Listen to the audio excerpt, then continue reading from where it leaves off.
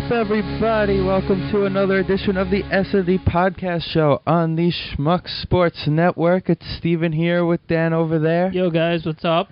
You just listened to Submission by Division 1.1. Check them out on Facebook and iTunes and cdbaby.com and everywhere with local New Jersey music. Yep. Actually, an event for them coming up. They have the official CD release party. Mm-hmm. And I believe it's the 23rd. Official release party, 23rd at Roxy and Duke's in New Jersey. So go check that out. I think it's like $30 cover. Yeah. And I think you get the CD also. Probably cover and CD. So that's not bad. So that, just a heads up with that. So we have that. Don't forget, check us out on Facebook, iTunes, Twitter, Instagram. We're considering. I want to know about Tumblr. We might start looking into that. So if anybody wants to hit us up with the idea of what Tumblr is all about. Also, don't forget schmucksports.com. I know Keith's been working very hard on a lot of articles recently. Joe as well. So, we have a fun show tonight. We have a nice guest this evening for hockey. A good friend of mine, Jared's going to be on. He plays hockey in Bethpage, I believe it is. Plays ice hockey, also some roller hockey. I've known him a pretty long time. And he's a Ranger fan, so a different perspective tonight, so that's pretty cool. We'll get a nice Ranger perspective on everything, not just guys who just watch the games. So true fans' perspective. And we're also going to talk about a little early rumblings of the big first 2 days of the NFL free agency market, more particularly on what's going on with Victor Cruz and the Giants. Also, Jared will get, who's a Jet fan, we're going to get his view on Revis. Okay. And what he thinks, what the Jets should get in return type thing. So we'll talk about that a little later with him. And then how old the Knicks are getting right in front of our eyes, and how the Nets are steadily going up again, working the pace a little bit. They're definitely the tortoise and the hare story for sure. So here's our show. Hope you enjoy. We got a fun show. Let's play some more Submission by Division 1.1 and get it started.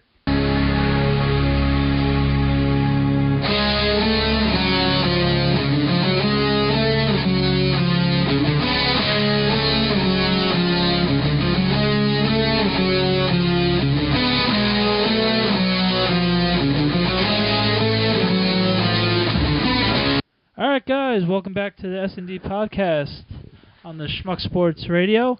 That was Division 1.1. This week's song is Submission.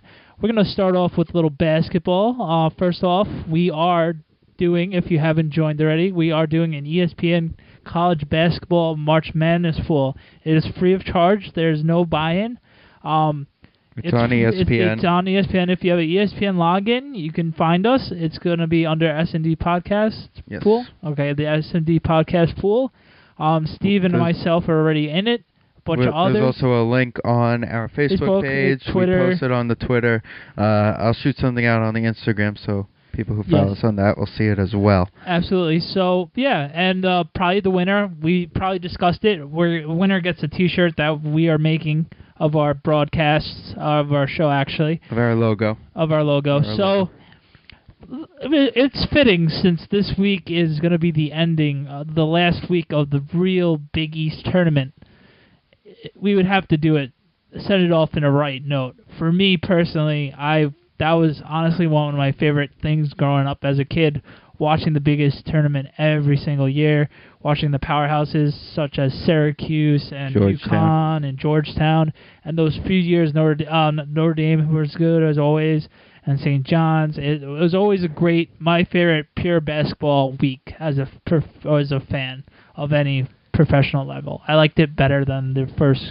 Some of the best memories occurred in the like Iverson, Ray Allen, to name a couple years ago. How many six overtimes game? We got Syracuse. That was amazing. Syracuse and George Louisville, I thought. Was it Louisville? Yeah, I'm pretty sure it was Louisville. Okay. Louisville won. It was somebody else in the Big East. It was just always fun. It was always competitive. Kimbo Walker a couple years ago. UConn. Every game he just hit a shot at the end of the game to win it. And they were the lower seed head towards the beginning of the tournament. That was like one of the first years they had the double bye. Yes, that was the first year of the double bye. And they're one of the teams that actually had to play on the first day of the tournament and work their way through. That was amazing. That was really one of the most amazing tournaments. And of course, they just rode the tournament on. Oh yeah. A lot of years, Big East tournament really it takes a team and really brings them together because you're on that big stage at Madison Square Garden playing.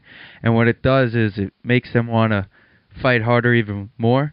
So come the real NCAA tournament, if they can take their momentum from the Big East tournament, a lot of teams have rode that tournament into the NCAA tournament. Absolutely. And but also with the Big East, they also get an overrated tag on them because they'll have so many teams make it to the tournament and completely dud in the first round or technically the second round of the NCAA tournament nowadays, like the Notre Dames and Georgetown's recent years. So I would like to see the Big East finish this out and make one more amazing, memorable week. Next year they're going to be the Catholic 7, but they're going to keep the Big East name, but it's not going to be the same without Syracuse and UConn. Syracuse is Notre going Dame. ACC. UConn ACC also next year? I believe so. Okay. We'll research it. Notre Dame, Notre Dame hasn't decided yet. No, Notre Dame is going to ACC. Right. Oh, yeah, because they have the football agreement, so they just basically latch that on with basketball. Yes, pretty much. So Notre Dame is going to be playing the ACC teams. But they're not an ACC They're still going to be football-wise. They're still going to be the independent football-wise. Okay. They'll still have the rivalries, but instead of playing the couple Big East teams that they would normally play, they'll play ACC caliber teams instead. Okay. Football-wise. But the whole Notre Dame athletic program will be officially ACC. Okay. Except for... Okay. Got it. Next point. Anywho. Big East tournament. Bunch of teams are in it, of course. Here, I'm just going to run down the quick seeds real quick. Okay. This is 1. I'm going to start with 1 and work my way to 14, which is the last seed. In this order. Georgetown, Louisville, Marquette, Pittsburgh. Syracuse is the 5. Notre Dame is 6. Villanova 7. Providence 8. Cincinnati 9. St. John's is 10. Rutgers 11. Seton Hall 12. South Florida 13. DePaul 14. All right. It's going to be a lot of... The first couple of nights are going to be... And just keep in mind, South Florida and DePaul are already out. Yes. Just to be... I would like to see Notre Dame upset Villanova, but obviously that's not going to happen. Well, Notre Dame plays Rutgers tonight. I mean, St. John's. I'm sorry. I don't know why I'm having Notre Dame and St. John's in my head. Well, we did just talk Notre Dame. Yes. Well, they're both Catholic schools. Yeah. Anyway, I would like to see St. John's pull the upset against Villanova tonight as we speak, but unlikely. Villanova is one of those sneaky schools that are always there around tournament time in the Big East, at least, to take care of business. I think Georgetown's going to be the one at the end of the day to actually pull out. No, you're gonna ride the 1 seed. Yeah, I'm going Louisville. I'm gonna mid flop halfway through the show. I'm gonna go Louisville. Louisville? Because they're more experienced and they have J.R. Smith's brother. He's a stud. So. Also one of the best. Arguably the best college coaches of all time. Yes, Rick Pitino. So I'm going to go with Louisville to end the real Big East run with a bang. I'm going to go another Big East team who's been around for a long time, who actually just won their first ever shared Big East regular season title in Marquette. Okay. Very underrated. They're 23-7 on the year. Yes. They've had a great year this year. And it was also unseen. Like, nobody really noticed it. So I'm going to go with Marquette at the end of the day to play Saturday night in the championship. That's it. As for the regular tournament, don't forget, please sign up for the bracket. Yeah, absolutely. I know it's still kind of early. People are first starting. Sunday, we're hoping we're gonna repost everything and have everybody on it. We're hope to get a bunch of people. We hope not even just people we know. We hope you just get all your friends. Hope they get their friends. It's a free league, so it doesn't hurt. Just have an extra bracket and have fun with it. It's for shenanigans and purely fun, and the winner does get a T-shirt, so that's fun. That was our NCAA. We're gonna switch to the NBA, the local teams right now. Pro Bowl. First off with the Nets. We're gonna start off with the Nets because it's the same shenanigans every week. They'll win 2, lose 1, so on and so on. They're off till Sunday. They're just steady. They're just steadily playing well. They'll have their moments of playing awful at times. Their last game, they beat the Hornets, which was pretty nice to see. They beat them handily. It was 108-88. Darren Williams, Brooke Lopez had 26 points. Williams had 13 assists. So it was pretty much a steady game for the Nets, and they took care of an unsuperior team compared to them. The Nets are 38-27. So they're taking care of business on their home court. They're 22-13. And they're off now till Sunday when they play Atlanta. Sunday night at home. That's going to be a tough matchup, but the Nets have been playing well at home. So they are carrying a 9-game above 500 streak this season. So that would be an impressive game for the Nets to take on the Hawks, who are a steady team as well, and they're going to make the playoffs. They're also the middle. They're the two middle-of-the-pack teams. That you don't know which team you're going to get nightly. Right. Both teams are very up and down. You never know which one's going to show up. Did you know Miami already clinched the playoff berth, by the way? I know I'm getting off topic, but I was looking at the standings. Yeah, congrats to Miami. Their division is a joke, and that's what happens when you win 20 games in a row. 19, to be fair. Oh, I'm sorry. It's going to be 20. Well, they were losing last time I checked tonight. Okay. So. Ooh. Anyway, who are they even playing tonight? Philly. Oh, please.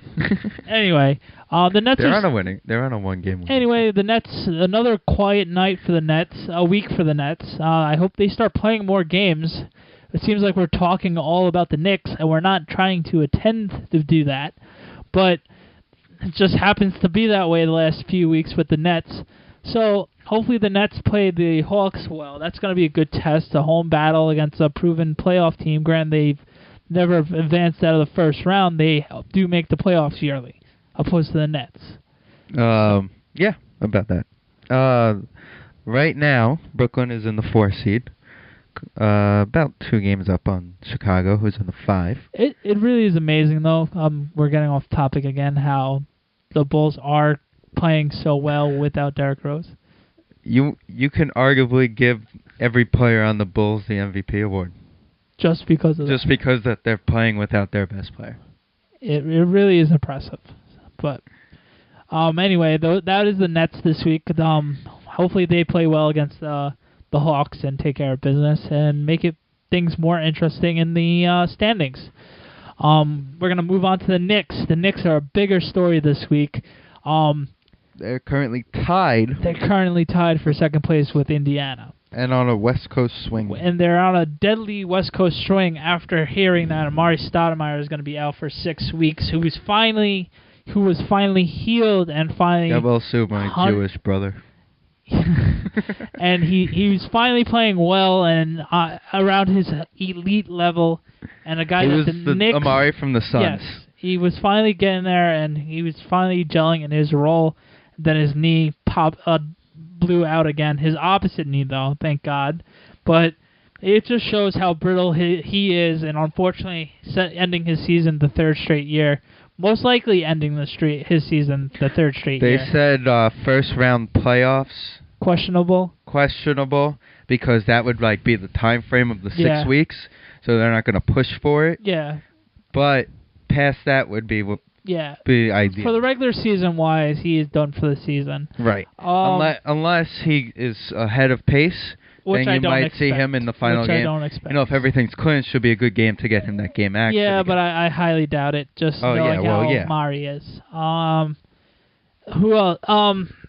And Melo's been up and down. I mean, he played the other night. He finally played the other night, but the Knicks just put a stunker. They only scored 60 points, and it was just a brutal loss.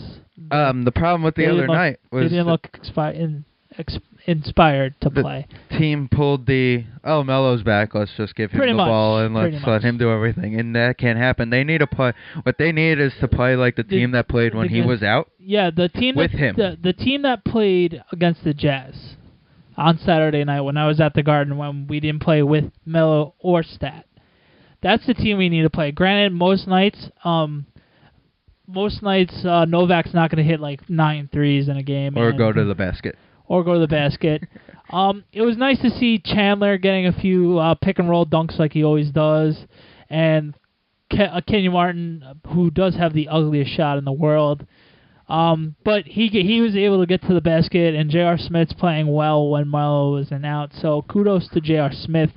The Knicks just got to wake up from this slump after getting a hot start. They got to pick it up a little bit more, like we've been saying, but they're still steadily staying above the top 3 in the division conference, which is amazing with the slumps they've had. It's going to be tough to see how we're going to find a role, who's going to pick up this Mari Stoudemire role on scoring after J.R. Smith. Who else is going to score along with J.R. Smith off the bench? But it's going to be interesting to see. But with our young, talented team of experienced players, I think they're going to be ready for playoff time, and hopefully they'll care more during playoff time because they know they're already making the playoffs kind of thing, and they know that the 1 seed's already out of block since the Heat do and won't already lose the rest of the year. Yeah, they did clinch the playoff spot. Just the playoff spot, though.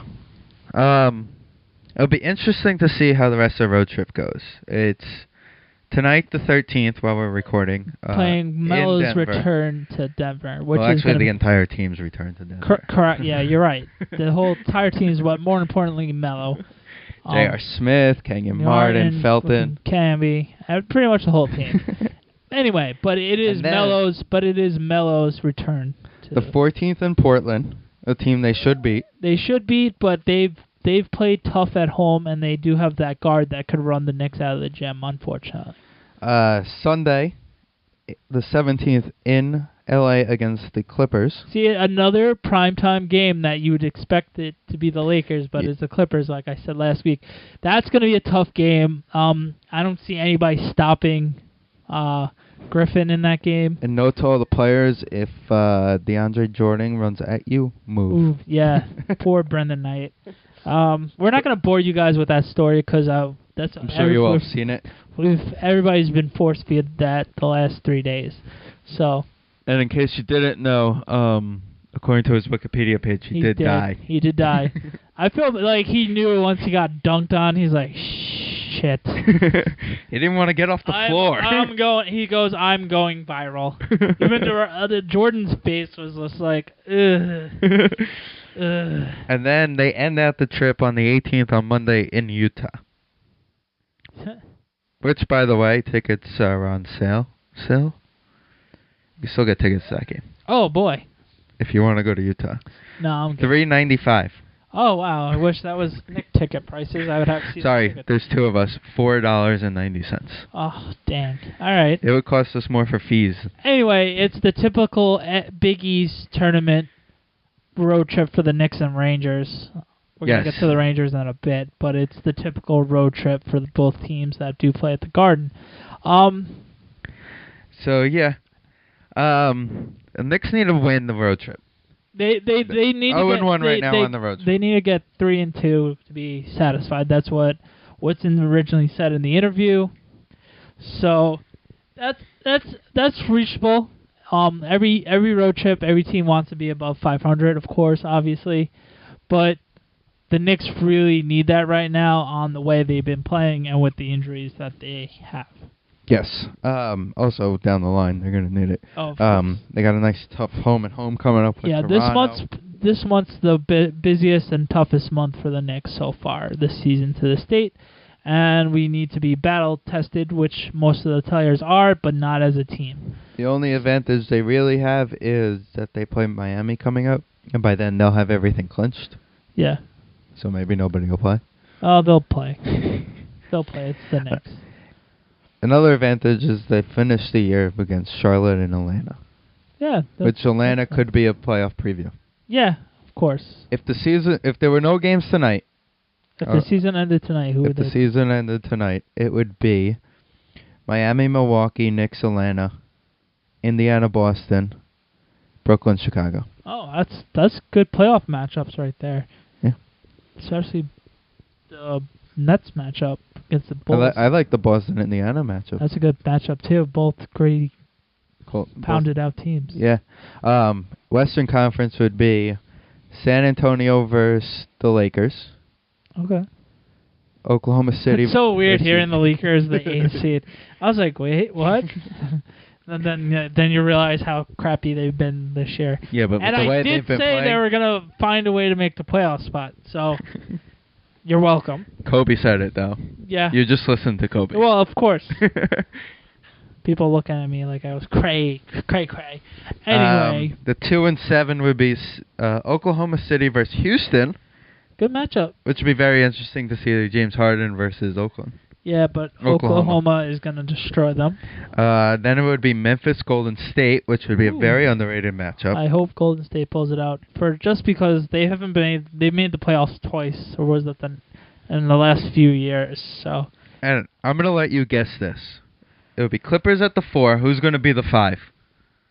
It's the same team who's the 5 seed every year in the West. Not the Spurs. The same team every year is the 5 in the West. It's the same exact team every year. It's the same exact team every year, but it's not this. I'm drawing a blank right now. Who is it? Denver. Denver again. Oh, silly me. They are always the 5th seed. They're the team that you never realize make the playoffs, and then you're watching the playoffs and you're like, oh look, Denver's in it. Yeah. The Knicks. The Knicks when they sucked. Good for them. But unless the Sacramento Kings go on a huge run. Yeah, okay. That ain't happening. Anyway, this was our basketball this week. Stay tuned to more of the S&D podcast on Schmuck's Radio. Also, keep in mind, don't forget, check out the bracket. We'll post the link again for everybody. Let's play a little more Division 1.1 for everybody. And we'll get into some hockey. Sndpodcast is in no way affiliated with, associated with, produced, or endorsed by the National Basketball Association or any of its affiliates.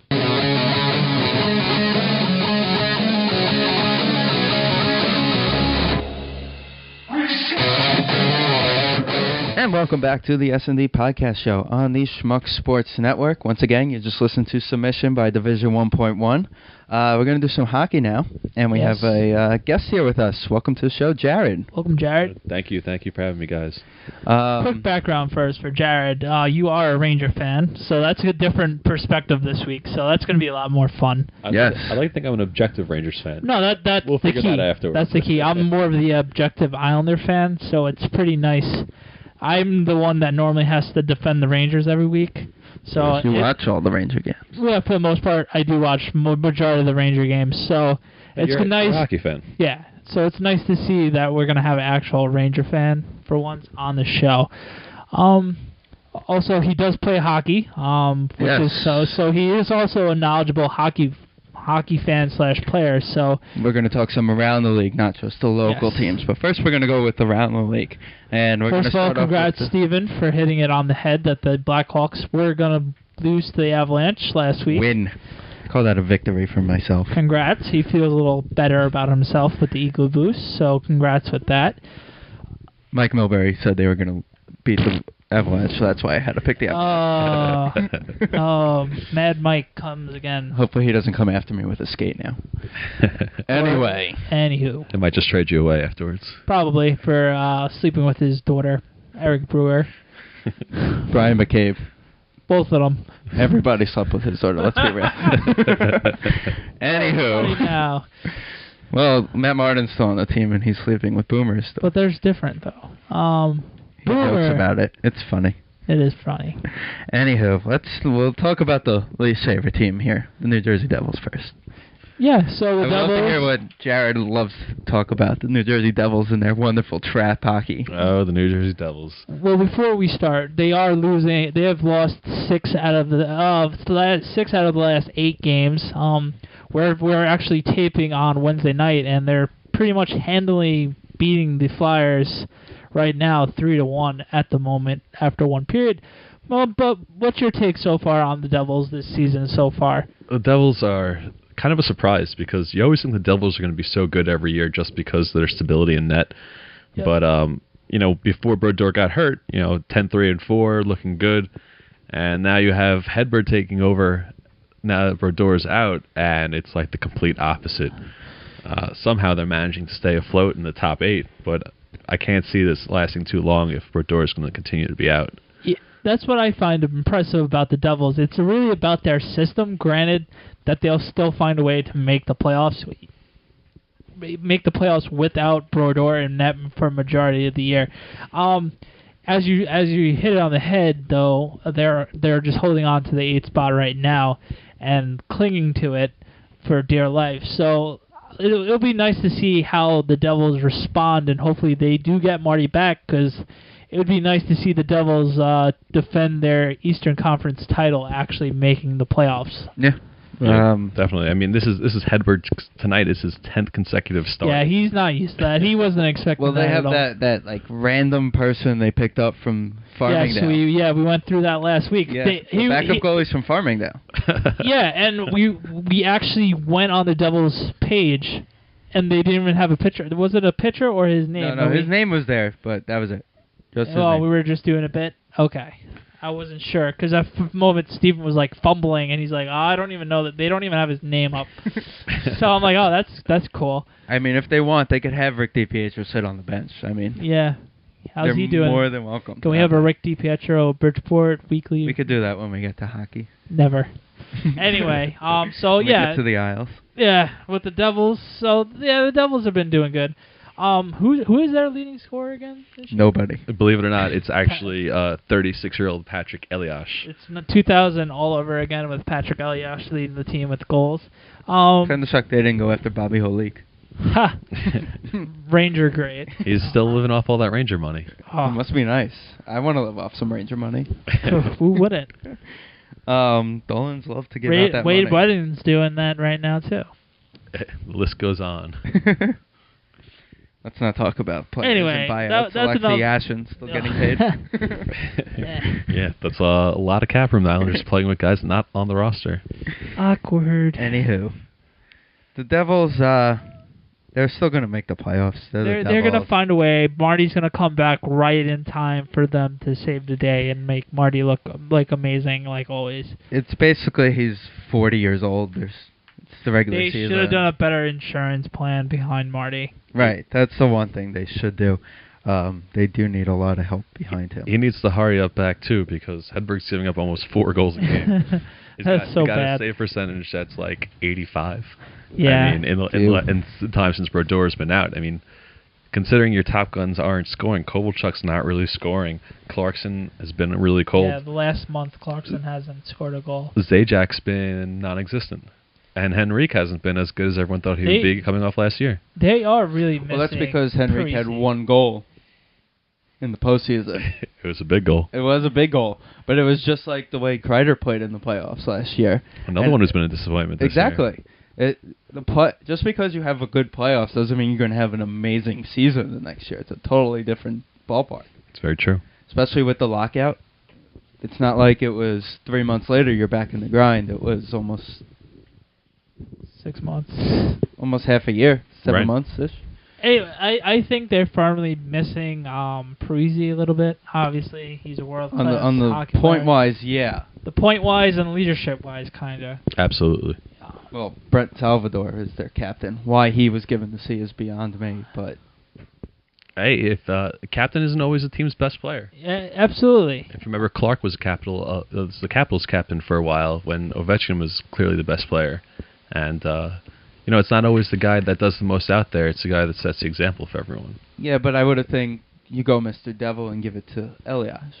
It sounds about right. No, Elias didn't want it. That's why they didn't give it to Elias. And who knows how longer he has left. That, and when Elias was, in fact, the captain before Parisi, and he didn't like it at all. That is... Yeah. It's like Anyway. Kenny Johnson. He didn't like being captain either. And it's also Mark Streit. Yes, I just had a Kenny Johnson reference on our show. Nice. Win. Congrats. Anyway. End the show right well, on I that. think I win because I have an Eric Brewer reference, so I think that trumps it. Yeah, but nobody remembers Eric Brewer. Yeah. People remember Kenny Johnson. Well, that's my point. That's why I trump it. Anyway, that's our doubles this week. More important, since he's a Ranger fan, Jared, by the way, listens to the S&D podcast this week.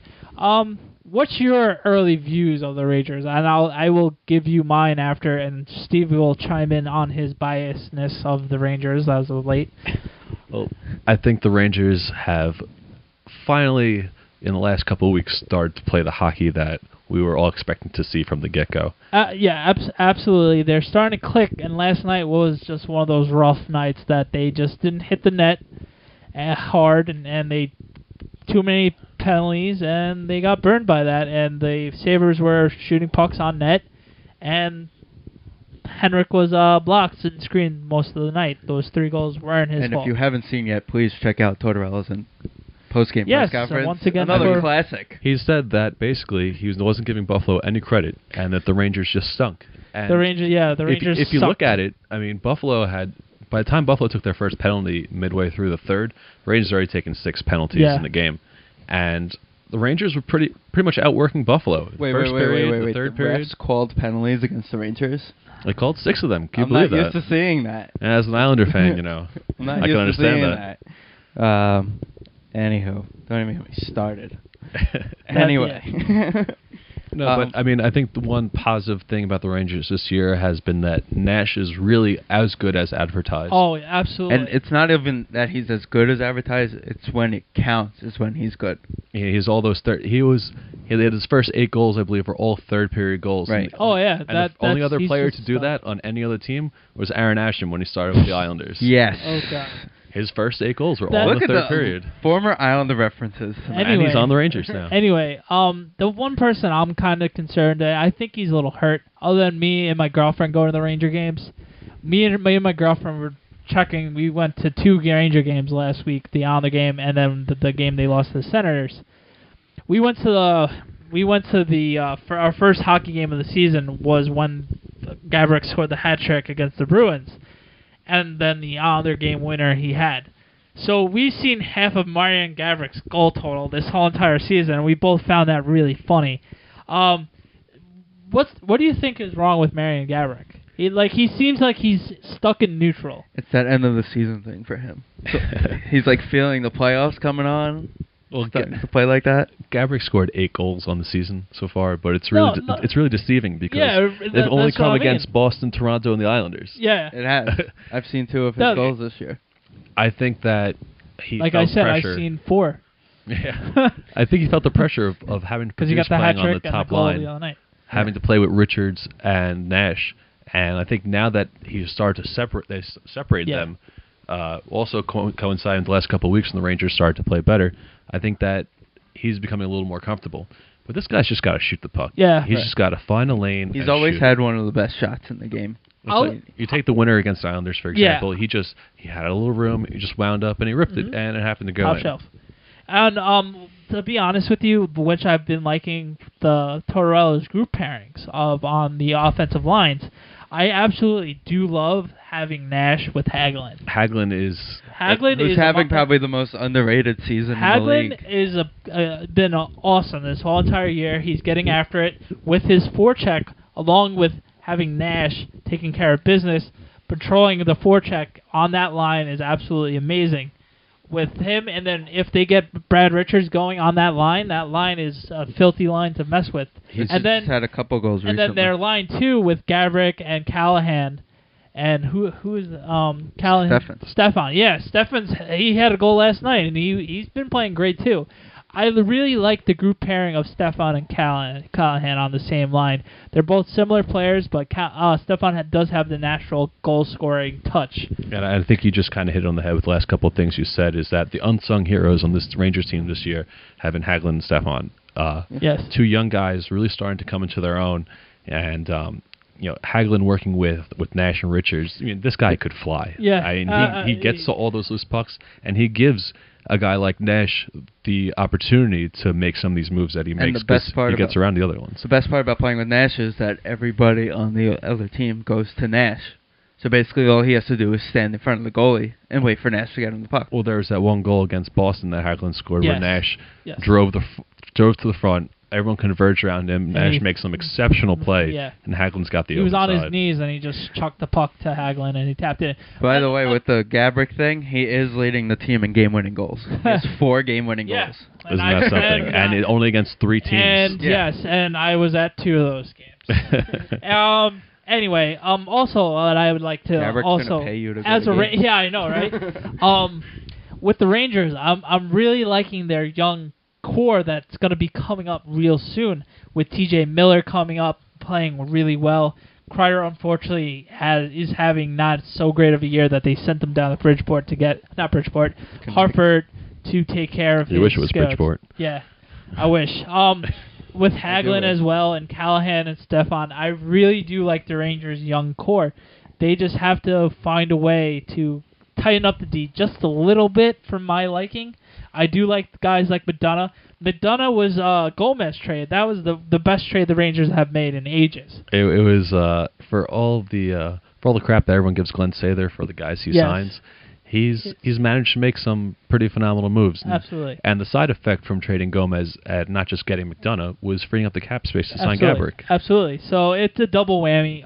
Ranger fans who did originally hate Saber, and there's still a few Ranger fans that do. Gotta look at the positives like that. Unless they win the cup, you're gonna hate him. Oh, of course. It means that his moves failed because he didn't win the cup. I'm gonna be honest with you. I think the Rangers are gonna hopefully. Well, I could see the Rangers get in their stride and make a run into the playoffs like they did last year. As long as Henrik gets hot and a little bit better defense and a little bit. Their problem is the power play. Still is, and it will always be their power play. It baffles me every game. When the Rangers have a power play, they just try to be too cute. They should just keep on peppering the net, and that's their problem. One thing that really bothers me about the power play is when Richards is at the point. Yeah. Almost all the time, he'll wind up and take a slap shot into the forward at the point. Absolutely. Without fail, every time, and he hits it right into the forward, pressing him. And it's just, I can't believe it. It's just, I don't understand. But one thing they have been doing on the power play is putting Stepan in the middle. Yeah. And kind of working off that, and that seemed to create more chances. That's been working. I've noticed that's been working. I have another question, since you're a big Ranger fan, and I don't understand it, and I'm getting mixed reviews. What is everybody? I don't understand what the obsession is about Michael Delzato. Every time I see him, he has his good moments, but when is he finally going to click and be the Michael Delzato that everybody's expecting? Like the Islander game, he almost cost the Rangers the game when it was Matt Martin. Thank God it was Matt Martin on that breakaway. Oh, on the breakaway, yeah. That was all Delzato shot it right at Lundqvist's chest. Yes. He literally hit the G. That was all Delzato falling down on the blue line, getting tripped on the blue line. Well, Delzato will click, and he'll be everything that everyone expects out of him when the Rangers find the right deal to get something else for him. Yeah. Because this guy it always works out that way. It's inevitable because this guy is very talented, and when he's at his best, he's skating the puck up and making these incredible cross-ice passes. Some nights he just has his head up his ass. The offensive upside is there. It's just defensively, you see some lapses. Oh yeah, and you know Tortorella's coming down on that. You know Jim Schoenfeld's coming down on that. Absolutely. And the upside is still tremendous. Remember, this guy broke into the team at a very young age. Oh yeah, absolutely. So even though he's been around for a while, he hasn't really been in the league that long. So I mean, they're cautious with his learning curve, but he's still got to see a lot of time. And he had a great rookie season. The second year was miserable. Oh yeah, he had a rough second year. Miserable. His plus minus was down the tube. But he has made progress, and the hope is that he will continue to make progress. And I really think that you'll see the best of him when he can consistently be on the point on the top power play unit. They really should start doing that and have him and McDonough, and then break up the line. Obviously, have Nash. I would have Nash and then Stefan. I'm sorry. Have Stefan and then Richards, because they're all the natural guys on a power play that they can control. And then on the second unit, you would have Callahan, Gabrick, and you could Hagelin. I guess would be the better of the three, the other winger.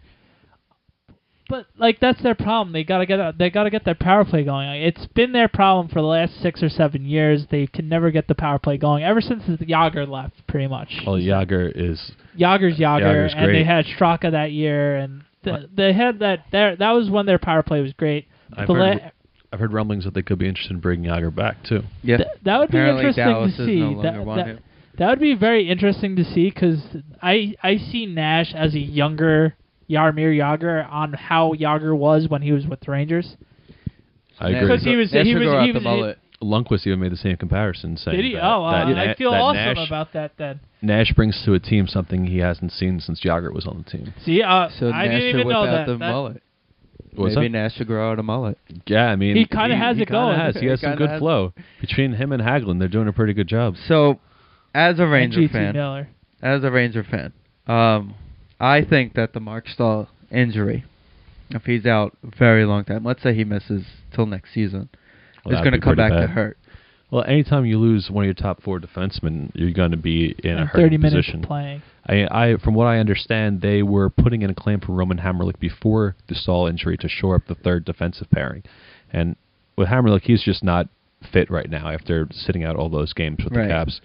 But, Anton Stralman has been playing very well. He's another underrated guy that I was going to get to when we were talking about the defense. That's what I was trying to say. I really like the Rangers' young core of Stralman, McDonough, Belzado, and then all the forwards that we were talking about. The Rangers are a very young team. They just got to get clicking, and they got to keep it going. If the Rangers find a way to get clicking, they're going to be able to dominate and make a run for the playoffs. I strongly believe that. Yeah, it really comes down to secondary scoring. Yes, that is the problem. That is the huge problem. How many teams around the league can you say that about? If you want to talk about the Islanders, you have that great top line, but you're looking for secondary scoring. Yeah. And but the Rangers, you could pretty safely say that Lundqvist will be Lundqvist to whichever degree, and he will be able to carry the team as much as he can. Then you start to look to Nash and Richards and that top line and Gabrick, and you will think that they could do a part as well. But, on those nights where you're playing against, Chara, guys like that who can shut down the top line, you have to get scoring from other places. It can't always be on Ryan Callahan to say, okay, I have to win this game for the team. Because that's usually what it comes down to. All of a sudden, it's the third period, late in the second, and that bell goes off in Callahan's head and says, no one else is going to do anything. I have to do this for everybody. Yeah, no, honestly, I think Callahan should be in the running for MVP. Unfortunately, it's a stat award. Yeah. But if you actually look at an MVP player... Well, he leads the Rangers in hits. Not even that. He plays the game correctly. He does. Ranger fans, he's by far every majority of Ranger fans, other than obviously Henrik, he's number 2 on everybody's list. He epitomizes everything that the Rangers are, and they should be, and that's why he's the captain of the team. Absolutely. Absolutely. He doesn't take crap. He should be a captain of every team. Every team, he's epitomized what a hockey player should be. And absolutely. And I do, we both admit it. I love Ryan Callahan. I enjoy watching him nightly. Oh, he's my favorite player in the league that isn't an Islander. It'll be fun that when we could all root for him on Team USA. Yeah, exactly. Very excited. We got hit guy like him and Dustin Brown and Backus and those guys. We're going to win the gold next year. Those are some good grinding players. I wouldn't go that far yet. I got to see who's on the team before we announce we're winning the gold. Especially the goaltending situation. It's going to be quick. We all know it's not going to be a Rick DiPietro. It's going to be quick. I mean, well, you could have made an argument for Craig Anderson until he just got hurt. He was playing phenomenal. Yeah, but you don't know what next year he can come back and make the team. Anyway. And who knows? Tim Thomas could be. Timber. I'm sure he would love to win a gold medal and go to the White House. Yeah, right. Depends on who the president is. Awkward. Well, we all know that. He's waiting till the next president, and then he's going to call and be like, yo, I never won. Yeah, Jared's not making any crazy plots, U.S. government. Jared just had a mind fart. Anyway, there is another New York team, which we know Jared loves to talk about. The New York Icelanders. Yes, the Icelanders. So... the Islanders have been playing pretty well. Yeah, they have been playing well. They played great. I wouldn't count the Pittsburgh game. We'll just skip over that. That was a snooze fest. I didn't even watch a second of the game. It wasn't exactly a snooze fest. It was more of Pittsburgh just decided to just be Pittsburgh. Who, of course, is now becoming the sexy pick in the league. So, yeah. I mean, just becoming. I mean, that team is pretty sexy to begin with. Early in the year, when they weren't playing too well. Yeah, but I mean, they still got those two guys that are well, technically they only have one right now. Well, actually, the second guy I was talking about is the third leading scorer in the league, Chris Kunitz. The guy's on fire right now. Yeah. And also one of their top scorers is actually, what's his name? Matt Cook. Anyway, back to the Islanders. It is amazing to see how John Tavares is becoming an elite player, night in and night out. It's really frustrating, like, for the Ranger game. Even Tortorella said that. He's the best player in New York. I was sitting 5 rows behind the ice. And it was just amazing on how Johnny would just get through the offensive neutral zone and try to get through. And Molson would be a step behind, or Boys would be a step behind. We kind of need... hopefully we can get someone to help out John Tavares and be just an awesome line. That's my opinion with that. They don't have that secondary scoring like a lot of teams are, and that's what is going to be the epitome of why the Islanders are not going to make the playoffs. The weird part about the team is that there are nights where they do get the secondary scoring, which is really weird. There'll be nights. Like, I think their record this year is like 1-6-1 when Tavares doesn't have a point. If Tavares doesn't score, the Islanders are losing the game, period. And basically when Tavares isn't on the ice, Matt Molson doesn't score either. I was very surprised against Montreal last week. They were on the power play. Tavares got hurt on the shift. He had to go off, and Matt Molson scored a goal. I think it was probably one of the first goals in the last 3 years that Molson scored and Tavares wasn't on the ice. It's actually very true. And I'm not exaggerating. That's true. That's like truthful. No, it is 100% true. They are like the definition of an NHL bromance. But you need that. You need that bromance. Right. It's a great thing to have. We just need to find that. Boys is doing good right now for the Islanders. I'm not going to sound spoiled and Boys is doing good. Boys has 21 points in 26 games. Yeah, he's doing well. I'm not going to complain. I mean, he's not the player who scored 42 goals a couple of years ago for I think it was St. Louis. But you can tell that Tavares is the best player, and everybody watches Tavares, and they don't help him out. That frustrates me more. I mean, the guy is truly an incredible hockey player. You know, when you talk about him being the best player in New York, you know, it's tough to argue that point because the guy is just tremendously talented. I think it was Howie Rose who said it last week during the Pittsburgh game. He was talking about it. Well, they were like basically watching Crosby because, you know, when you play Pittsburgh, your commentators basically just talk about Crosby for the entire game. Anywho, they basically said as soon as Crosby was drafted, after that, the next best thing out of Canada was supposed to be John Tavares. And they said that if it was a year earlier, the year Stamkos went 1, Tavares was supposed to be number 1 in that draft, but he was too young. He was a year short. He missed the cutoff by like 4 days. With the cutoff, it was pretty close. I remember that. It was like a couple of days. He missed the cutoff, or he would have been number 1, and he'd be actually playing in Tampa right now. Wouldn't that be something? I don't even remember what pick the Islanders had that year. I think that was like the 1 year they made the playoffs. They had Josh Bailey. Oh, that was the Josh Bailey year? The year they drafted Stamkos? Or was that the Kyle Poso year? No, that was Josh Bailey year. Oh, yes. Boy. A waste either way. Yeah. It's like you have guys like that who first rounders who they are talented guys. Just for whichever reason they can't put it together on a regular basis. And you would have thought that they play on the same line together. Yeah, Kyle Caposo's way too busy trying to figure out how his Harry Potter wand works on the ice. Well, you would have thought that after making Oposo an assistant, that he would have taken on a little extra responsibility and tried to work a little harder just to set the example. But I just don't see the opportunities as much for this guy. I think he does try hard, and he's a good team guy, but he's just not finding the goals that he was supposed to be. He was supposed to be that good power forward to be with Tavares. Unfortunately, that's not the case.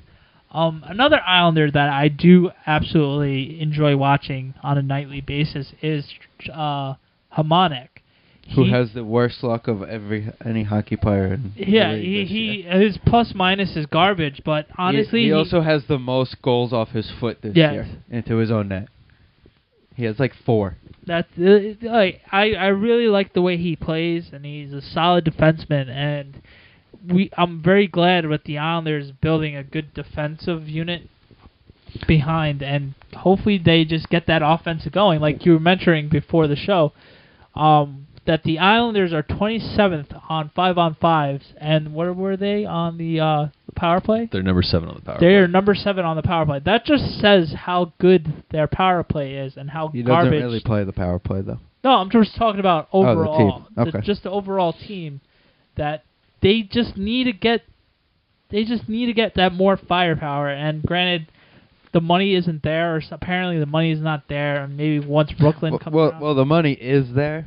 But actually, no one wants to come. No one wants to play at the Coliseum. That's the thing. Yeah, and it kind of shows too, because you remember when the Islanders went after Christian Ehrhoff. Yeah. And they offered him a ton of money, and he ultimately went to go to Buffalo. Kovalchuk. They offered him double the amount of money the Devils offered him a couple of years ago, basically. I'm sure that contract would have been rejected by the league, too. I'm sure it would have. But at least they made an effort to get it. It's not like they don't make an effort to go after the guys. The guys just don't want to play. Yeah. Look at, for example, Kovalchuk. He's the most offensive, talented player, arguably, in the league, who only plays one side of the puck. Yeah. Doesn't play defense. Didn't want to come be the top scorer on the Islanders. He went to go play for a team that plays defense only.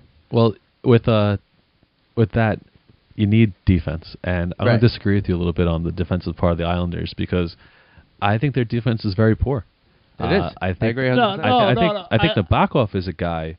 Oh, he's been on his head. He could carry the team. You can argue Nabokov's playing this year like he did with the Sharks. No, absolutely. I just think that the defense, when it comes down to it, as the game wears, they become lackadaisical. And less physical. Let me defend what I'm going to say. I meant like 2 guys that I think they're very good.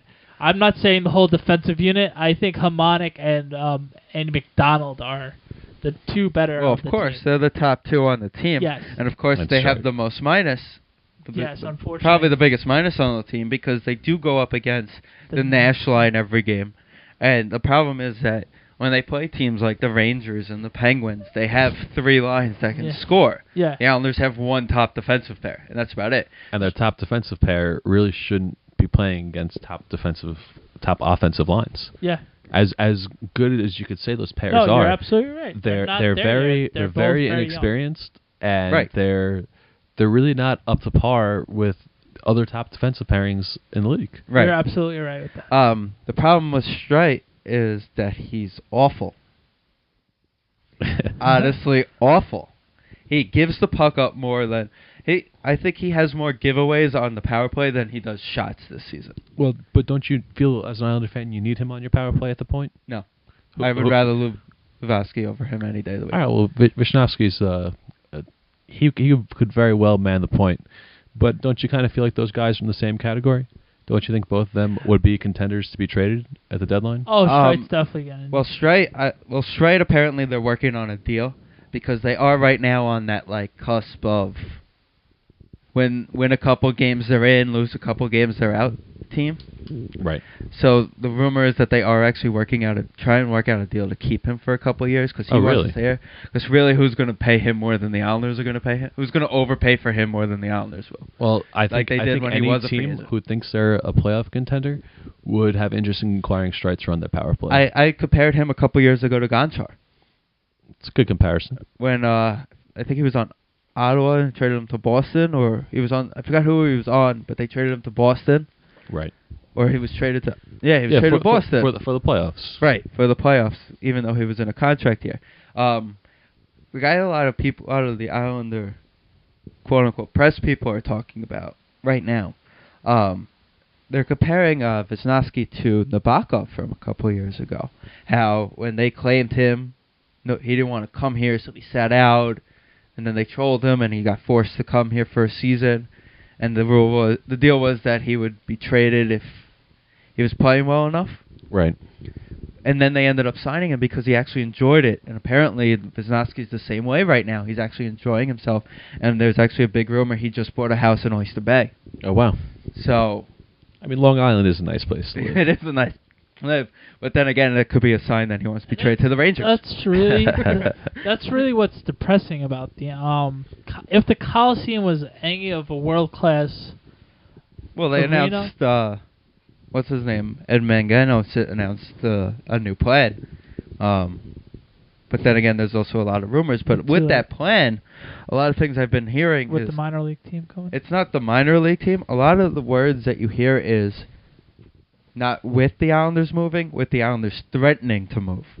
Yeah, I've heard grumblings that something's not actually signed. Right. So there's nothing like... Right now, the deal is in place to go to Brooklyn, but it's not like official. Some of the rumors is they might pull like the Nets did, but they played at the Prudential Center, where the Islanders will play a couple of years in Brooklyn, and Wang's going to buy that land. Because once the lease is up, the land's free. So he's going to pay off whatever he owes / buy the land from Nassau County and put whatever he wants there and collect the profits. Huh. Interesting. I didn't know that. Just pay the taxes. Yeah. If it's his land, he can do whatever he wants. Yeah, I think the Nassau County government, Kate Murray, has done a very poor job of this. I mean, as a Ranger fan... She's an in-the-closet Ranger fan. We all know that. I don't want to see the Islanders leave the island. I mean, as much as it's fun to say Quebec or Kansas City and poke fun at you guys, it'd be really depressing if, for as much wealth as on the island, you can't keep a professional sports team here. Well, that's from being from Long Island perspective. Also, as a Ranger fan, I like to be able to travel 20 minutes from my home and come and find travel 30 MSG by East train and see go to Brooklyn though. See MSG East packed out for Rangers. But do you think that if they do end up in Brooklyn, that it'll be a bigger rivalry because they will be closer together? And arguably a better arena, so the Islanders could actually possibly become a better team because of the better facilities. So you're saying what the Nets are right Right, now. what the Nets are trying to do by becoming a better team. Well, I think that the way things are right now, Tavares can become a bigger star in Brooklyn than he can ever be on the island, just the way the facilities are. But if they improve the facilities... If they improve the facilities, it's a different story. Right. I mean, look, my men's league, we play games at the Coliseum in conjunction with selling tickets to Islander games because the Islanders have trouble selling their tickets. And you can't even sell those tickets. And we can't even sell those tickets. No one wants to see us play either. I mean, the conditions are not so great. These guys on the Islanders, Hamnick has more fans coming to his games when he was playing in juniors. Yeah. Probably, yeah. I mean, you have to get some state-of-the-art or at least, middle-of-the-line features for your arena, for your players, because otherwise guys aren't going to want to be there. In Brooklyn, you will have all that. Right. And in Brooklyn, you will have a community that just wants to come out and see something new. For instance, this girl I used to work with, she lives in Brooklyn, not sports inclined in the least, but she goes to the Nets games because it's nice and she enjoys the experience. Exactly. Right. That's what the Islanders need. A lot of the fans are going to be, we don't need that. But in actuality, we do need those front-running fans because they create revenue. Unfortunately, 9 out of 10 times the real fans don't like them, but it is the facts. By the way, you're listening to the Sndpodcast. Steve there, Dan here, and our guest Jared. Thank you for joining us. Now we're going to shift a little bit. We're going to talk a little bit football Well, first we're going to talk a little hockey around the league. Oh, I We'll thought do we a already little did that. We'll do a little around the league hockey with Jared because he is a hockey fan, not just a Ranger fan. Okay. So let's talk a little around the league. First off, Jared, besides the Blackhawks, one team nobody's really talking about. Well, I mean, they're not talking about them much here, but I have to say the Montreal Canadiens. I mean, we're in America. We don't really get a lot of that exposure, but the Canadiens they're a pretty phenomenal squad right now. I'm really tough to figure out why. I hate to say that Brandon Prust has made such a significant difference, but the team is a lot tougher, and they are playing well. And it's not even as if Carey Price is carrying this team, because he's not. He's not. It's just I think it's a real big youth infusion. Guys like Gallagher and Galchenyuk have really come up and found ways to put pucks in the net. Gallagher announced today he's retiring? Somebody from... Oh, no, that was Jeffrey-On. Oh, that's right. He got hurt, right? Yeah, Jeffrey-On had some sort of a depressed skull fracture. Yeah. And so he is retiring. That's very unfortunate. One team, since it is basically just East versus East and West versus West, one team that I've been looking at that nobody's really been talking about has been the Ducks. The second best team in the league right now. Well, and they're only a couple points behind the Blackhawks. Yeah, and the whole reason why the Ducks have been so good is Victor Fast. Yeah, it's not even Jonas Hiller and his amazing matte black helmet. Fast is just this guy came out of Sweden, and he's playing in the Swedish Elite League, and now he's playing phenomenal, or earned himself a contract extension. He's been carrying this team on his back. Not to say that Getzlaf hasn't been putting up great numbers and earning that $8 million contract he's about to get, which is astronomical. Good for him. And you know who loved that contract? Corey Perry. Yeah. Because he's a free agent at the end of the year. It'll be interesting to see if they could afford both of them, because you would think that he's going to ask for a similar amount of money. And you know what's great about it is, arguably their best weapon is Bobby Ryan, and he's basically making absolutely nothing for like the next 3 years. And he's been picking it up the last month or so, but he's been relatively quiet this year. Yeah. You know, they broke up their big three, and they've been having other guys play with with Perry and Getzlaf, and you know, they're trying to spread out their scoring, and it's actually working. And you know what's surprising is that most of that team is built by Brian Burke, who went to Toronto and couldn't build anything. Well, speaking of Toronto, they've been a pleasant surprise this year. Yeah, also including what's his name, the kid they were looking to trade recently. He had the hat trick against the Islanders. The kid from from Iran, I think he is. Nazem Kadri? Yeah. Yes. He's actually having a pretty decent year. Yeah, he actually tied his career total. He has half his career goals this season. Kadri's got 25 points in 27 games. I mean, this guy he's been a really good player. I mean, I know Leafs fans have been big on him for a number of years. And they were actually going to consider trading him for Luongo because of his lack of play. And there were talks about them even moving Kessel, who, after a horrific start, not being able to put the puck in the net, this guy's been able to find the back of the net again. And they're in the top 8 along with Ottawa. You have 3 Canadian teams in the top 8 in the Eastern Conference. Right. Which will be great for the sport. Which is great for the sport. Right. You get that. I mean, Vancouver's starting to play better also. So, of course, they'll have another year where they win the Pacific and then do absolutely nothing. Oh, yeah. Hopefully all the Canadian teams make the playoffs. Granted, the Jets are not going to be one of those teams. The Jets could be one of those teams. They have been playing well. Yeah, and if you look at the standings out west, if you go past the top the top 2, you're talking about only a couple of points that separate, 10th place from the rest of the mix. Yeah, the West is how it's been the past couple of years. Oh, yes. And actually, surprisingly enough, Columbus is in that mix. Yeah, well... if I told you a couple of weeks ago Columbus would have been in the playoff mix at this time. They've been on a roll. I mean, and I think the big thing with Columbus is that their goaltending is starting to hold up. I mean, the last week, Bobrovsky was just named for Star of the Week. Yeah. And he was... Had a 5-game winning streak, I think it was. He was a guy who played overseas in the KHL during the lockout and put up some really phenomenal numbers. And it took him a little bit to get back adjusted to the smaller rinks and the NHL style of play. But he's back in the groove of things. And if he holds up, it starts from the outside in. I follow a lot of hockey fans on Twitter, and a lot of the Flyer fans the past week have been like, can you imagine if we actually kept that guy and not had the universe guy going on the goal right now? Well, the thing about the universe, as vast as it is, there aren't enough goaltenders for the Philadelphia Flyers. They have rumors they've been in talks with Ron Hextall. I think since Hextall, they killed his gamut. white husky. I like my white husky. Yeah, they should just kidnap his husky. You don't play better, you don't get your husky back. Well, I think Brizgalov really had a wake-up call when that meteor struck in Russia. He's like, the universe is coming to an end. And he started to figure his stuff out. He's not playing so well right now, but this guy could really be a top of the league. And he's just extremely inconsistent. Right. It's true.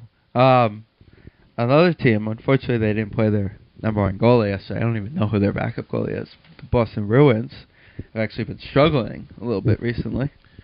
You know what? That's a team that, as much as they struggle, you can't really worry about them. I mean, Rask is good. Anton Khudobin is the backup, and he's not too bad either. But if you look, an interesting thing about Boston is they've played significantly less games than every other team around them, and they're still in the middle of the Eastern Conference. They're actually in the top. They're the middle. Well, they're second place to Montreal, so they get bumped down a little bit. They're only a point behind Montreal, of course. But they seem to have a couple of games in hand on most teams. Another surprising East team this year is Carolina. Well, Carolina, Yuri Tlusty has really been tearing it up for them lately. Yeah. And they have 2 stalls and some semen on their team, too. No, they're and Alexander Semin, so it's a good time. Granted, those are the only 2 Islander games I've been to, other than the Ranger game. They are a pretty fun team to watch with like you just mentioned, the 2 stalls. Their goal, if Cam Ward wasn't a bathroom joke. There are actually 2 players on their team. For you who do not know hockey, stalls and a seaman. Ha ha ha. Anyway, that one line is pretty amazing. And if you get Cam Ward on a given night, he can go off for a couple games and go off and be a solid goaltender, as we've seen in the past. And Dan Ellis is a pretty solid backup there as well. And Peters actually had a shutout this past week.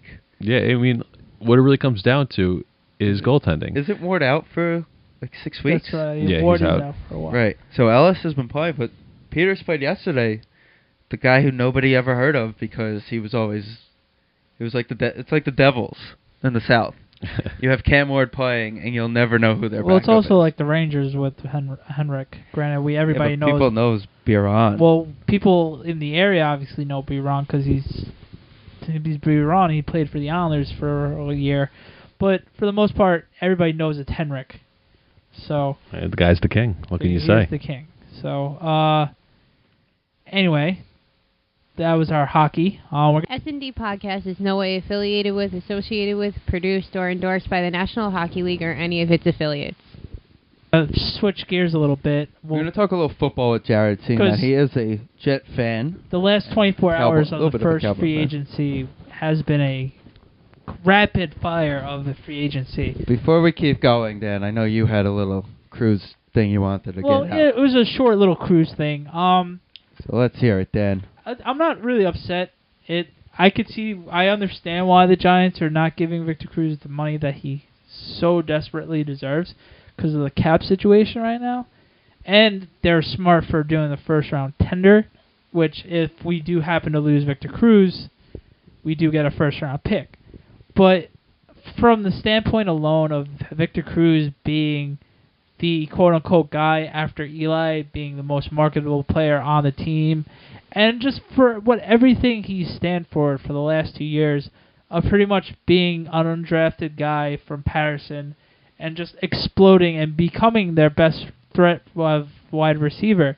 I understand Akeem Nicks has a bigger upside and everything like that, but Victor Cruz the last 2 years has proven that he's belonged and stays on the Giants. I know Akeem Nicks is due for a contract next year.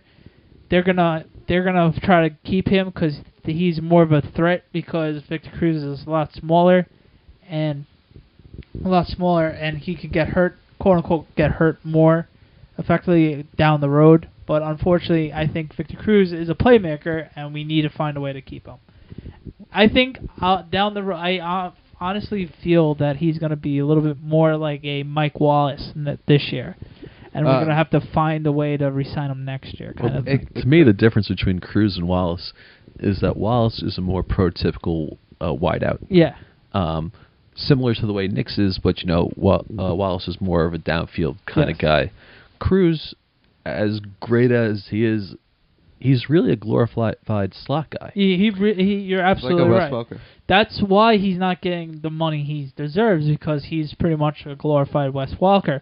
How much money did he get paid, Wes Welker? Welker today? got 2 years, $12 million. That's so $6 million a year. And I think when the Patriots came back and signed Amendola, it was something about 5 years, $30 million.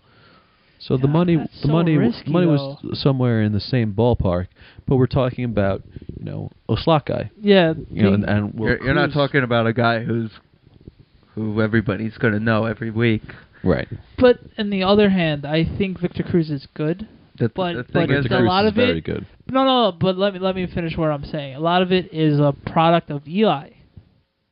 They found their niche together, and I think both of them feeding off with each other. I think a couple players are gonna take a couple more pay cuts for them to get him back on the Giants for a long term and become a Giant for a career. The problem now with Cruz is that he did see Mike Wallace's contract.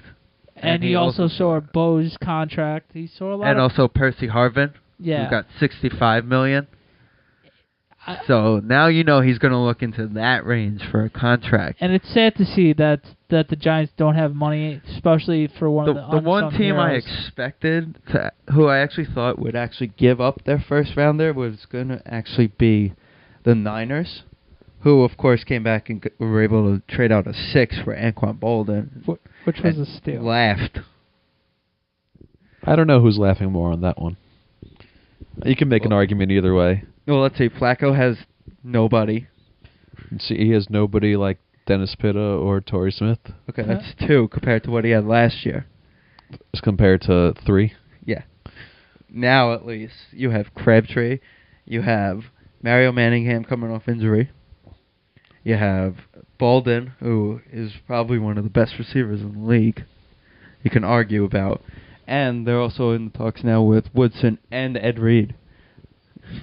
So they're looking to win the Super Bowl next year.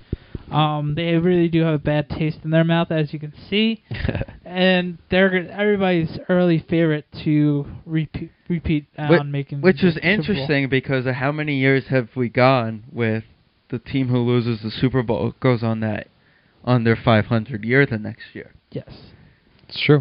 It's probably about 10 years in a row now with that. And the NFC West has just gotten better, as we've been saying for the last few weeks. Every time we brought up football since the Super Bowl, now with Harvin and Bolden both going to that division, along with how young and great Kaepernick and Russell Wilson are, 2 great pieces for each quarterback. And the Rams also made a move today. They picked up Jake Long. Yeah, that's a very big move. That's what they needed. They also signed Jared Cook. And they also signed Jared Cook, so they're slowly going to try and get weapons for Bradford. So the Cardinals made a couple of moves, and not as big as the other 3 teams. I know if I was a team in the NFC West right now, I'd be looking to trade for a top cornerback to contend with all those wide receivers. Oh, yeah. I'm with you on that. And speaking of top cornerbacks, Jared is a Jet fan. Okay. Okay, here's how I'm going to ask this question. Yeah, we could be here for days. So we're going to make this a very simple question. You're one general manager in the NFL, and you pick up your phone and you're about to call the Jets. What team are you, and what are you trading the Jets? For Revis. Well, before I get to what team I am, I'm not trying to give up anything more than draft pick compensation. Okay. You're trading for a guy who is coming off injury. Given he's all-world when he's not, the Jets would scheme their defense around him, knowing that he would shut that top wideout down. Not like a guy like Nnamdi Asomugha, who before he came to the Eagles was exclusively only one side of the field. The Eagles tried to put him all over the place, and it didn't really work out so well. Revis will go wherever, and he will shut everyone down. Which team am I? That's another question. I mean, a team like San Francisco has a ton of draft picks. They are in this win now mode, and they have the picks to part for him. But speaking of win now, the Denver Broncos just picked up Wes Welker, and you don't really have that many years left on Peyton Manning's career. You have a guy like Champ Bailey who's aging, and you can always use a shutdown cornerback. If you're talking about win now, I would say that the need is probably greater for a team like Denver. Just to even poke fun at the way they got eliminated last year. Yeah, that's a rough way. That's a play that happens so rarely. Just beaten on a bomb late in the game to send the game to overtime. It's really disheartening to see something as bad as that. It wasn't even like a Hail Mary bomb either. It was like just what? You just got beat. Yeah, it was 10 Hail Marys. Anyway. So I think the need is probably greater for a team like the Broncos, who's really in win-now mode right now. But I think a team like the 49ers has more picks to part with for the Jets' liking. To be honest with you, I could see the Jets trading Rivas, but at the moment, with all the DBs that are unfortunately got cut by their teams and are free agents, there's too many quote-unquote good DBs that they might not even want Revis because of the amount of money, because as we were talking before the show, every time Revis, there's some sort of contract talk with Revis, he has held out for an extended amount of time. And this is the 1 year that Revis doesn't deserve that money because, unfortunately, he had a season-ending injury. And you have to prove it on the field after coming back from a very serious injury. Unfortunately, he got Rex Ryan on tape saying he's the best corner in the league after he got hurt. So, there you go. Here's my tape. Oh, no, Your coach said it. Is he not the best cornerback in the league? No, he is. But with all the other quarterbacks, DBs that are in the market right now, why are you going to have to give up a draft pick? This is what I'm trying to say. Why would you give up a draft pick when you can get Nnamdi Asomugha? Granted, he's had a rough it's been 2 years on the with the Eagles. Maybe in the right system, you can get Nnamdi going again and becoming that top shutdown corner that everybody thought he was before he left the Eagles. Well, in regards to the free agent pool, I think the compensation that Revis has earned for this year isn't too far off from what you might pay one of those guys this year. Okay, yeah, fair enough. But when it comes to next year and whatever extension you'd be looking to sign Revis to, that's a completely different story. No, yeah, you're right. And as good as some of these guys are out there, I think that, Revis is a lot better than all of them. And while it would cost you, basically, would you want the best one, or would you rather not pay as much and, get guy who's a little less than him, and you could go either way. It's amazing how many cornerbacks have actually become available. It's really depressed the value that Revis could have on the open market. Yeah, that's what I'm saying. That's what I'm saying. It's gonna hurt a little bit. Not just one team, but a division that you might actually look out for Revis wise might actually even be the NFC South. Just think about it. Atlanta doesn't have, besides Samuel, doesn't have that top-notch corner. Right. Yeah, Samuel's a threat at all times. Pick it off and go. But, the Jets are looking for a playmaker on offense to help out Sanchez. They can argue Harry Douglas is this underrated wide receiver down there in Atlanta, and a couple draft picks. You can end up with Revis. Also, the Saints have 20 wide receivers that every other week. And they know that they could just get rid of any of them at any time for any team because look at Robert Mitchum. How much did he get overpaid by the Chargers? And look at how bad he's played because he's not with Drew Brees anymore. I still think, though, if you're Johnny Sick and you're the Jets, you're not looking for players in particular. No, you're getting draft picks, all about draft picks. And you could argue that if he were to go back to Seattle, try to make a deal with them, get a guy like Matt Flynn, but you're just complicating things further. You'd rather get draft picks, get something high this year, first or second round, get something first or second round next year. The Percy Harvin deal really kind of set the bar for any potential Revis trade. You can also get, you could pull one of those, give me a first this year, and we'll take a 3 next year, but it becomes a 2 if he resigns because his contract ends at the end of next year. Yeah, there will be all sorts of conditions on Right. picks being acquired by the Jets, but you say the NFC South. I had heard that Tampa Bay could be a possible landing point for Yeah, Revis. Tampa Bay. They just got Sean Goldson to pair in the secondary with Barron. Yeah, And those are some great safeties right there. And they have to play Breeze twice. They have to play the Falcons twice. Those are that's 4 and Cam games. Newton as well. If And Cam Cam Newton Newton wants to play, I'm really interested to see. I'm very excited next season already for how tough the NFC should be on the juggernaut teams of who could be where and who's going to win the division. It's going to be another fun year of football. Anyway, thank you, Jared, for coming. We greatly appreciate it. Thanks for having me, guys. Thank you for Once joining again, us today. you're listening to Sndpodcast. Dan here with Steve, and thank you, Jared. So you could check us out on Twitter. Check us out on Facebook. Check him out also. I don't know how often you use the Twitter page that you made. I know you made one.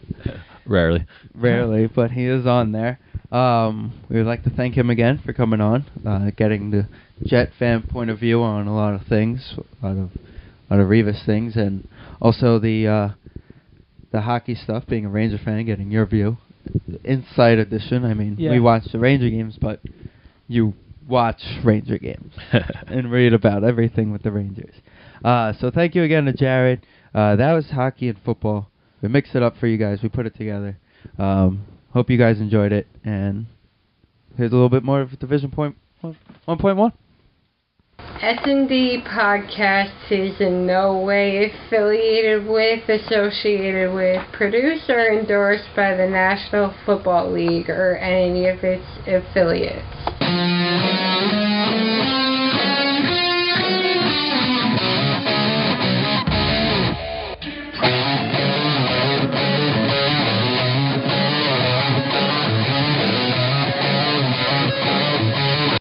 Welcome back, guys, to the S&D Podcast Show on the Schmuck Sports Network. Just a reminder, you have been listening to Submission by Division 1.1. Another awesome song by them, so keep checking them out.